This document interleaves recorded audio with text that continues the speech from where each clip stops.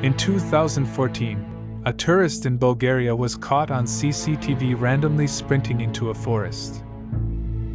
He was never seen again. Welcome back to Mind Over Matter. Today we'll be covering an extremely bizarre true case, the mysterious disappearance of Lars Mittank. In July of 2014, 28-year-old German tourist Lars Mittank arrived in Varna, Bulgaria with a group of friends for a week-long holiday at the Golden Sands Resort. By all accounts, the trip started normally. Lars was relaxed, in a good mood, and nothing seemed out of the ordinary. But in the final days of the vacation, everything changed. On the night of July 5th, Lars got into an argument with other German tourists over football, and then later that night, after he was separated from his friends, he was jumped. The assault left him with a ruptured eardrum and an injured jaw. A doctor examined him, prescribed the antibiotic cefprozil, and warned him not to fly home due to the ear injury.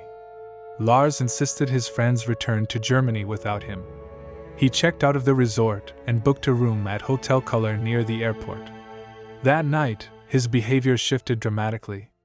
He called his mother repeatedly, whispering that men were trying to rob or kill him. He asked her to cancel his credit card and questioned the ingredients in his medication. By morning, Lars took a taxi to Varna Airport, carrying his luggage and wearing a yellow shirt and shorts. He messaged his mother that he'd arrived safely. Before boarding, he visited the airport doctor, Kosta Kostov, to confirm he was fit to fly. Kostov later described him as nervous and erratic. When a construction worker entered the office, Lars suddenly panicked, shouting, "I don't want to die here. I have to get out of here." After that, CCTV caught Lars sprinting out of the doctor's office, leaving behind his luggage, phone, wallet, and passport. He ran through the terminal, out the front doors, across the parking lot, and climbed a high fence at the edge of the airport grounds. He then sprinted into the wilderness and was never seen again. Search efforts by Bulgarian and German authorities found no trace. No clothing, no remains, no confirmed sightings.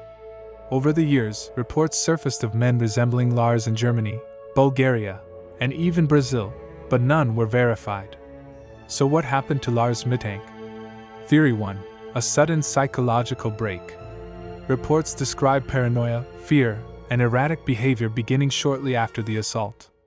Head trauma, pain, lack of sleep, and isolation could have triggered an acute mental crisis.